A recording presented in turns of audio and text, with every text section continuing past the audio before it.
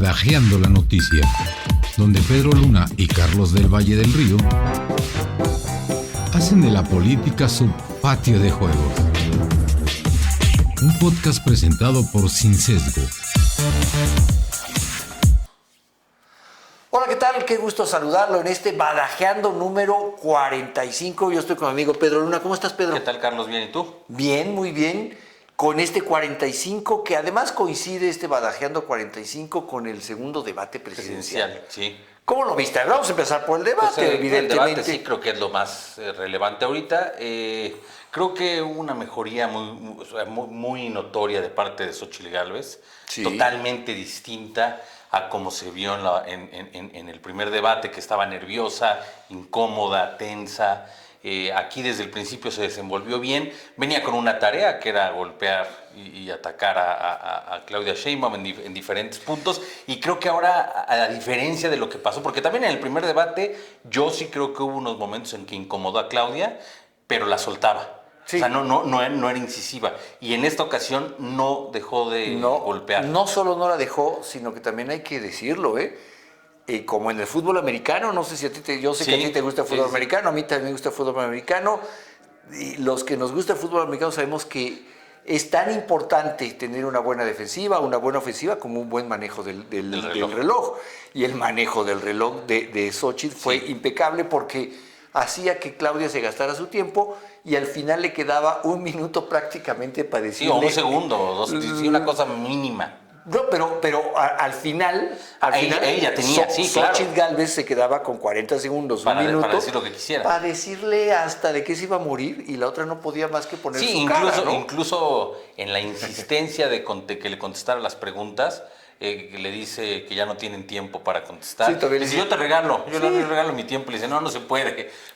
Pero eso la hizo ver como yo creo que debió haber lucido no solo desde el inicio de la campaña, sino desde atrás. Yo te lo venía diciendo, tuvo que haber estado más en este papel, más auténtica, más suelta. Yo creo que hubo dos cambios de fondo, más allá de la forma, que fue notoria. Una Xóchitl Gálvez más echada para adelante, cumplió, iba más cómoda con su ropa, con su huipil que tanto dijo.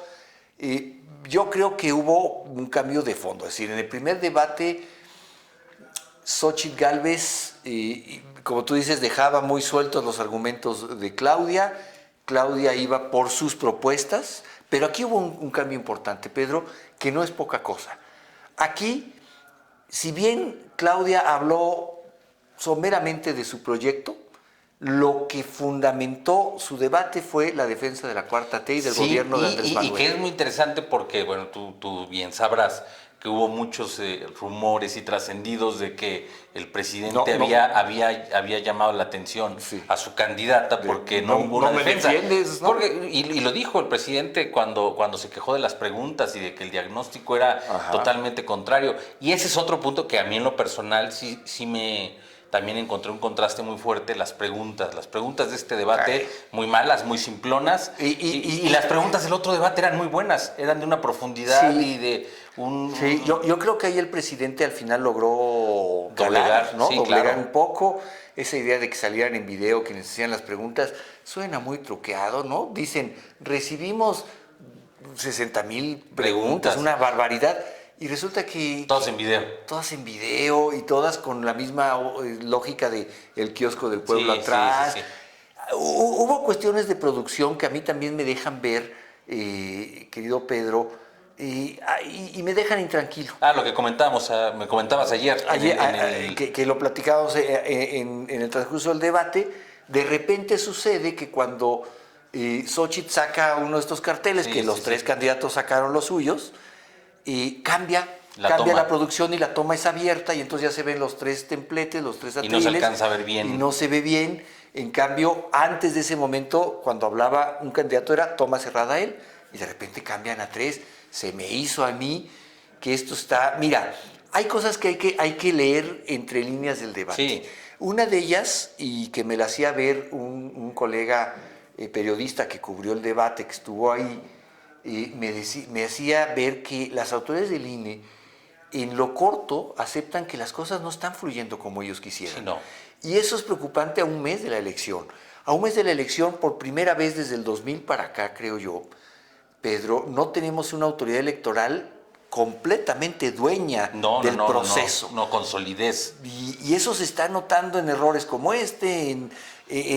Y que se entiende, yo creo que en lo que venimos platicando desde hace tiempo, en esta degradación de la democracia, en este ataque, en esta destrucción, y esto es clarísimo. Y fíjate, hay otro signo de esto que yo no había notado, que me hace notar este colega hoy, que me dice, mira, ve tú, por ejemplo, las reuniones del INE.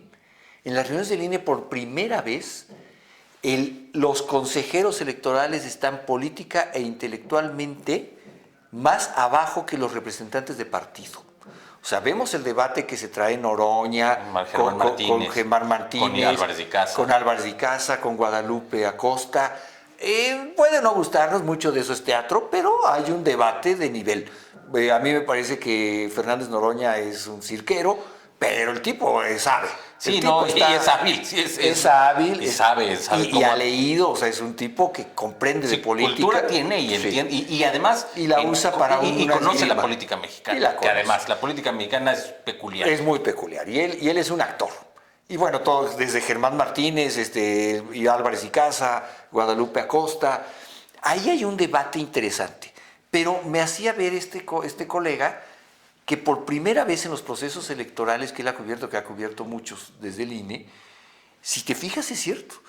Antes, o sea, no hay, desde los Waldenberg hasta todos los grandes consejeros, estos que tenían la idea de Estado mexicano. Sí, no, y que venían de una construcción de la institución. Así es, y que venían de una construcción de la institución. Hoy en ese debate en el INE no se ve. Se ven empobrecidos ideológica y con ideas en comparación de estos grandes consejeros o representantes de partido que, pues a ver, son grandes, ¿no? Y eso nos da pie, después de ver el debate, de que sí, ciertamente es un debate que no terminan por tener las riendas totalmente en sus manos a un mes. Estamos pues prácticamente a un 35 mes, días más y o nada menos de la elección. del proceso electoral, y creo que eso nos tiene que preocupar. Sí, no, y eso le sumas todo el tema de inseguridad y otras cosas que siguen pasando, la violación constante de parte del gobierno al intervenir todos los días y que no le importa lo que digan las medidas cautelares que se dicten y demás. No. Entonces te habla de instituciones débiles y de una persona que no, francamente, o en este caso del presidente, no respeta y no le interesa, ya lo dijo. Para él el tema de la investidura presidencial es moralmente superior hasta la ley. Claro. Entonces eso es peligroso. Y tenemos un tribunal electoral y un consejo general del INE que no ha sabido, no ha querido enfrentar al presidente y decirle, está interviniendo. Porque ha sido destruido poco a poco. Ha sido infiltrado, ha sido moldeado. Es colonizado. Me parece más adecuado el término, ha sido colonizado por ¿Qué es lo que ha querido hacer con todos? Lo que le falta es el Poder Judicial, lo hemos platicado. Ahí va. Y hay que hablar de eso más adelante, Pedro, entonces, porque hay un riesgo real, es decir, pronto viene el relevo de otro ministro. De otro ministro y estos amigos van a meter la mano, ¿no? Evidentemente. Claro. Sí, ya vimos lo que hicieron con esta ministra que ni siquiera sabe, Lenia Batres, ni siquiera sabe los procesos, no sabe, no conoce, y es ministra de la Suprema Corte de Justicia. Comete errores, que le tienen que corregir. Pero además ya es vergonzoso. Mira, comete errores que te los digo de verdad. Y tú y yo, que somos colegas y estudiamos la misma carrera en la misma universidad, lo sabes. No nos lo hubieran dejado pasar en Constitucional 1. No. En Constitucional 1 no nos hubieran dejado pasar esos errores. Ella siendo ministra de la Suprema Corte, sí, pero eso de repente parece clase de licenciatura. La ministra presidenta como explicándole, mire, es que esto no es así. Esto no es así y la ley establece esto, pero el espíritu de la ley es otra cosa. Y a eso le sumamos la otra ministra que plagió sus tesis. Y bueno, Entonces estamos digo, en una franca descomposición.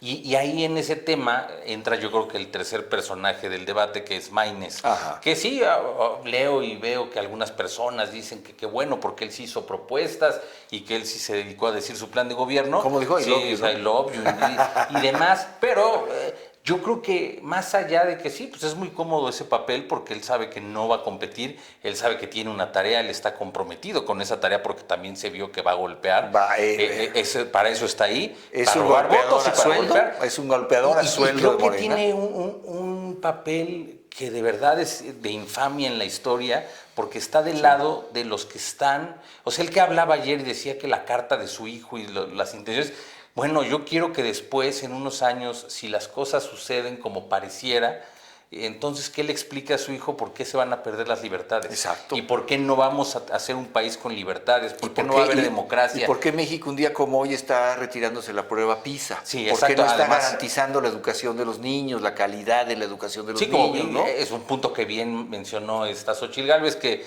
esa es la primera vez en la historia de México que baja la matrícula de estudiantes. Y fíjate, no solo baja la matrícula de estudiantes, hoy el periódico El Universal daba cuenta de 14 años de caída en los resultados PISA, que hoy da también como resultado que oficialmente México diga nos salimos de la prueba Sí, PISA. claro. O sea, esto es algo así como, no paso la prueba, me salgo de la escuela. Pero ¿no? se justifica porque Son modelos neoliberales. Sí, son neoliberales. Y son evaluaciones Pero neoliberales. fíjate, a contrapropuesta de eso, ¿cuál es lo único que propone Claudia Sheinbaum?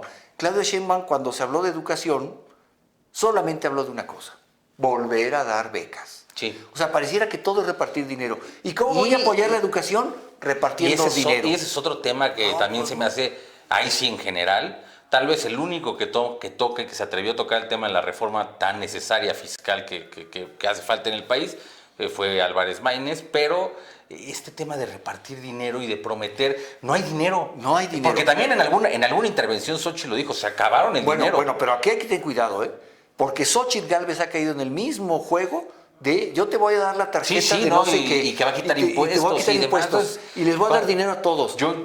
Pues yo te digo, entonces, el camino, el camino al que vamos es el que vivió Argentina. Sí. A ese camino vamos porque su modelo, el modelo que llevó ¿O te Argentina. acuerdas de Venezuela? Cuando Sí, en claro. Venezuela el litro de gasolina costaba 1 centavo. Sí, Pues en pero la época bollante ahora no hay gasolina y un litro de gasolina puede llegar a costar en el mercado déjate, no hay negro gasolina, hasta $10. no hay comida. Bueno, no hay comida. ¿Quién quiere gasolina cuando puedes comer? Vamos a hacer una Sí, pausa, ¿te parece, Pedro? Sí. Y regresamos y seguimos viendo para dónde enfila el final de las campañas. Estamos en un minuto con usted. Suscríbete a nuestro canal de YouTube. Sin Sesgo, periodismo de clase mundial para un mundo que nos pertenece. Estamos de regreso aquí en Badajeando. Estoy con mi amigo Pedro Luna, yo soy Carlos del Valle. Hemos platicado un poco sobre el debate, pero mire, más que el debate, porque el debate ya está muy comentado, sobre lo que implica lo que se dijo en el debate. Uno pareciera, y yo ahí sí quiero ser muy claro, oiga, estarás de acuerdo conmigo, espero, Pedro, en que pareciera que el debate solo son fuegos artificiales, pero detrás de eso hay mucho que analizar sobre lo que se dice y lo que no se dice, de lo que se acusa y de lo que no se acusa. O sea, hay mucho que nos dice del carácter de las candidatas y del candidato, de quiénes están detrás. Hubo una parte en la que a mí me pareció, ¿no?, como anecdótica, pero importante, en la que Xóchitl Gálvez se voltea con Claudia Sheinbaum y le dice: yo no tengo un hombre que me mande, Sí. yo me mando sola y yo tomo mis decisiones. Sí, también sola, se ¿no? lo dijo Álvarez, dijo, pues Fox está en su rancho, aquí a mí no me dan instrucciones. Sí. Y eso justo que dices, el analizar el fondo, hay una serie de preguntas que hace Xóchitl Gálvez que son muy puntuales, que es, ¿qué pasó con estas casas que dice Ajá. que no tiene la candidata, pero que se sabe que sí, Y con que estas cuentas desaparecieron? en los Las cuentas de paraísos Panamá, que fiscales. primero dijo que no, pero después que sí. El tema de la corrupción de Rocío Nale, que es abrumador, o sea, cada día están saliendo más y más, con un tema de que Dos Bocas, además de que no refina y no hace nada, ha costado más del triple. Lo mismo con el Tren Maya, y lo dijo, no es que no esté mal que se construya, está mal la robadera, diga así tal cual dijo Xóchitl Gálvez. Yo creo que sí estuvo mal que se construyera el tren. O sea, es un tren que no sirve para nada. No, y además la deforestación que hubo, y en ese mismo tema el involucramiento en Sí, negocios de los hijos del presidente, que además están los primos, que además está el amigo, que es el prestanombre seguramente, porque están en todos los negocios, y las respuestas es no, denuncia. Bueno, las denuncias ya están, Sí, pero, claro. pero el que no haya una respuesta a eso, o sea, a mí se me hace que nos habla del nivel del país, de dónde estamos, de cómo se ha ido descomponiendo, porque los políticos saben que no hay consecuencias. Entonces, el que no haya una respuesta es, a mí se me hace increíble, sí nos habla de una descomposición social y política. No, yo también, y me parece que la propuesta de Claudio Sheinbaum fue muy clara. Y hoy ya lo tenemos muy claro. Después de que le leyeron la cartilla en Palacio Nacional, Claudio Sheinbaum hoy significa continuar con lo que ha hecho Obrador, con el obradorato. Y protegerlo. Bueno, eso está O sea, un pacto de impunidad, y es la continuidad, pero la continuidad, te digo, yo creo que vamos rumbo al precipicio, porque no hay dinero, se siguen prometiendo grandes becas y programas sociales, cuando no hay con qué. Y además en un tema que le preguntaron en alguno de los temas, que Xóchitl dijo, yo sí voy a invitar a la iniciativa privada si se necesita. Dice, porque si no es posible. Hasta le dijo, los 100 parques industriales que quiere construir la señora. ¿Cómo los va a hacer sin iniciativa? Entonces, ¿para qué? Y también cuando habló de las subastas de excedentes de energía eléctrica. Que le dijo, es que eso, ¿quieres volver a privatizar? El tema de las rondas. Exactamente. En la Constitución se establece que así debe ser. Entonces, lo que muestra este tema de Claudia Sheinbaum es que va a seguir con lo mismo, pero además no tiene fondo de cómo va a financiarlo. No. Y sigue con esta idea de que este modelo humanista, pues yo creo que este modelo humanista que tienen y que están planteando y que creen que con programas y con dádivas van a solucionar la vida de la gente, va a llevar a una gran crisis a este país, como no ha habido en mucho tiempo, y cuando venga esa crisis, claro, las cosas van a tener que cambiar. Por eso yo he insistido desde hace mucho, tú te recordarás, Pedro, la verdadera cuarta T empieza el próximo sexenio, porque esta no fue la cuarta T. Es como decir, le abrió las puertas. Esto es como decir, el gobierno bolivariano de Chávez. No, eso no fue el gobierno bolivariano. Ya lleva más tiempo gobernando Maduro. Y el gobierno bolivariano de Chávez se gastó el dinero que les dejaron los anteriores y que tenía del petróleo. El verdadero reto de la cuarta T empieza el próximo gobierno, cuando tendrán que cumplir todo lo que han prometido, pero ya no hay dinero. Por eso se van contra las Afores y vamos a ver de dónde más se encuentran. De aquí a diciembre tienen para encontrar varias cosas, ¿no? Sí, lo que puedan, pero yo creo que va a ser, espero que en este proceso al final se logren cerrar un poco las brechas de las encuestas que ya hemos platicado. También te he comentado, lo hemos platicado, que hay algunas señales que a mí no me terminan de cuadrar en cuanto a las grandes ventajas que marcan las encuestas y el comportamiento del gobierno y del comportamiento de Morena. Pues pareciera que si vas con una ventaja de 25 puntos, de 30 puntos, pues ya no tienes ni siquiera que voltear a ver a tus competidores, ya estás muy cómodo y muy tranquilo. Ya sería el momento de hacer un plan de gobierno real, o sea, de empezar estás, a proponer una cosa real. Ya más bien te estarías fijando en construir tu equipo y en ver con quiénes vas a trabajar y cómo vas a trabajar. No en estarte peleando. El tema que pasó la semana pasada con los que encontraron tomando fotografías que resulta que eran del Centro Nacional del CNI, del Centro Nacional de Investigación o de que Inteligencia. Además estaban adscritos al área de terrorismo, ¿no? Además, lucha contra el terrorismo. Porque finalmente es el espionaje político que siempre ha existido y se sabe, pero no, ya hasta caen en lo burdo. Pero ¿qué necesidad de eso si realmente va tan lejana? Yo creo que ahí, te digo, por ejemplo, con el tema de Veracruz, que se les está descomponiendo, es un tema es un caso muy ejemplar. También está el tema de Morelos. Estado de México. La Ciudad de México. Y Ciudad de México, por supuesto. Y parece ser que en el Estado de México empieza a derrumbarse el voto moreno. Pues es que no hay gobernadora. Nadie ha sabido de ella. Ganó la gobernadora y desapareció. Y como decía, felicísima. ¿Cómo decía? ¿Cuál era su...? Tenía ahí un... requete feliz. Requete feliz. Pues está requete feliz porque no trabaja. ¿Por qué? Porque no se ve. Bueno, y eso, y tú le sumas Chiapas, que también está Guerrero. Los conflictos en Campeche, la inseguridad en Zacatecas. O sea, hay una serie de cosas que yo sí sigo pensando que el voto, la gente, dependiendo cuánta gente salga a votar, y a la hora de votar creo que va a reflejar algo distinto a estas grandes ventajas. Yo no digo que no vaya a ganar Claudia, pero creo que su ventaja se va a reducir. Pero aquí hay que tener mucho cuidado porque ya sabemos cómo reacciona la 4T cuando hay sorpresas electorales. Bueno, ellos no reconocen. Empiezan a hablar de fraude, de la mafia en el poder, del grupo superpoderosísimo. Nunca en la política reciente de México, por lo menos del 2000 para acá, ha habido un presidente tan poderoso como López Obrador. ¿Estás de acuerdo conmigo? No, sin duda alguna. Poderosísimo. Concentró el poder más que ninguno. Pero reiteradamente en su mañanera habla de un grupo de poder que le pone el pie. Además, con un tema que ha caído ya en el rendirle culto, en un tema dogmático, y entonces eso es también súper peligroso. Fíjate, para ir terminando, hay algo que me llama la atención.